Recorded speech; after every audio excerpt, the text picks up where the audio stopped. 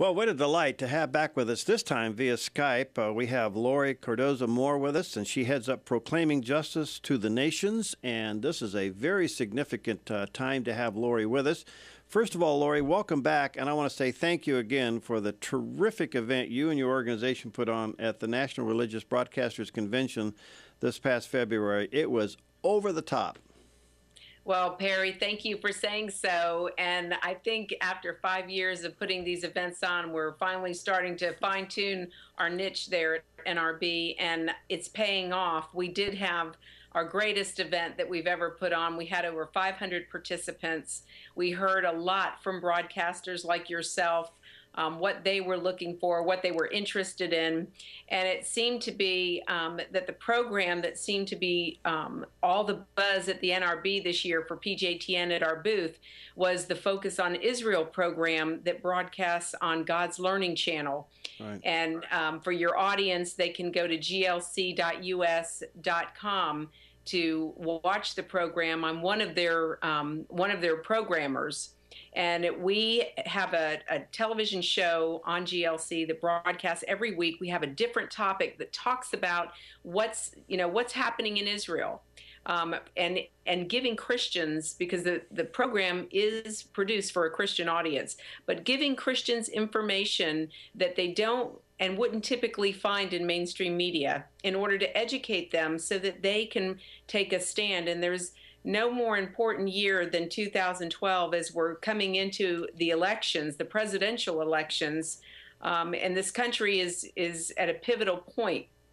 So we are really putting forth the effort this year to educate Christians, to mobilize them to action, to make sure that they get out and vote and that they are educated on who they are voting for, to make sure that our next president is going to be a staunch ally of the state of Israel, to protect our Jewish brethren, to protect the state of Israel, to uphold God's covenant and his commandments. Amen. So we were excited that we have that opportunity at NRB. Dr. Frank Wright participated this year, which was very exciting. We also had Joseph Farah with WorldNet Daily, WND.org, and Itamar Marcus with Palestinian Media Watch. And for your audience, they can also go to the GLC website to view some of the programs. We did have an opportunity to interview some of our guests, and we built whole programs around those interviews. Yeah. So I think they'll be delighted, and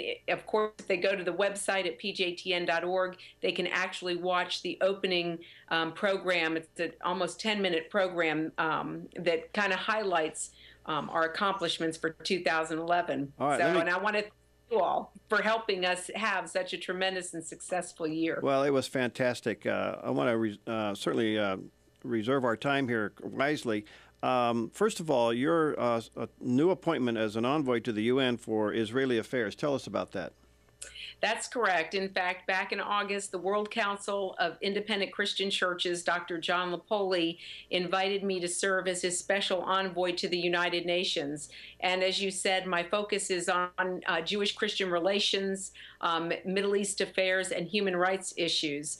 As a result of my meetings at the United Nations, I came in contact with a young woman who is from Nigeria. She's an attorney, and she has been charged with putting together a women's conference to talk about women's issues. And specifically this year, the topic was the violation of women's rights as a result of the Arab Spring. And the title of the program was Women and Social Change in These Emerging Democracies. Wow. And I was the only Christian that was on the panel that talked about the violation of women's rights in these Muslim countries as a result of the Arab Spring. And it was a tremendous honor.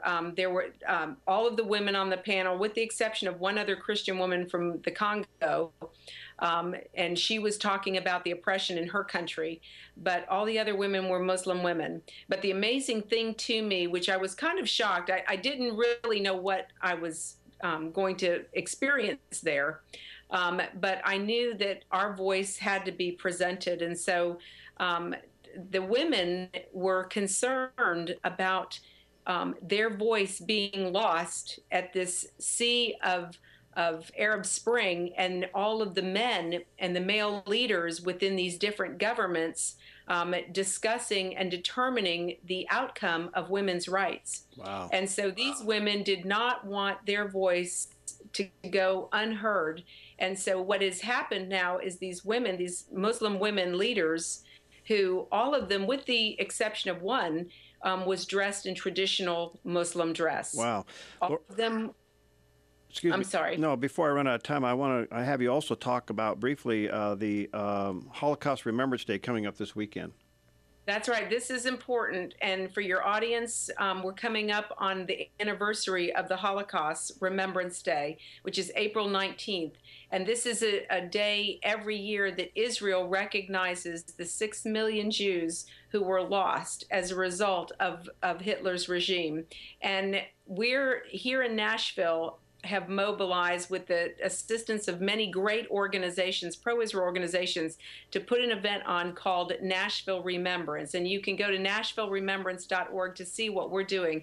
But it's an effort on the community level for us to talk about what happened during the Holocaust and talk about the new anti-Semitism that is on the rise today, and to mobilize Christians in our communities to stand against this. You know, unfortunately, we all know, we remember what happened just a few weeks ago in Toulouse, France, where in that community, an anti-Semite, a Muslim jihadist went into a Jewish day school and slaughtered 3 children and a rabbi because of this anti-Semitism. So we still have a major problem with anti-Semitism. In fact, it's increasing globally. And of course, our mission at pjtn.org is to educate Christians about their biblical responsibility to stand against this growing threat and defend the state of Israel. Well, Laurie, always a delight. I love your passion. I love what you're doing. We support your organization. I want to say to our viewers, check it out, and that's pjtn.org. It's a tremendous resource.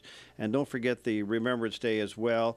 And I look forward to having you back many more times. I want to get you back in the very near future. We'll talk about the importance of the election as the nomination process narrows down and what we can do to make sure that the next president of the United States keeps Israel front and center. Thank you, Laurie. That's right. God bless you. Thank you.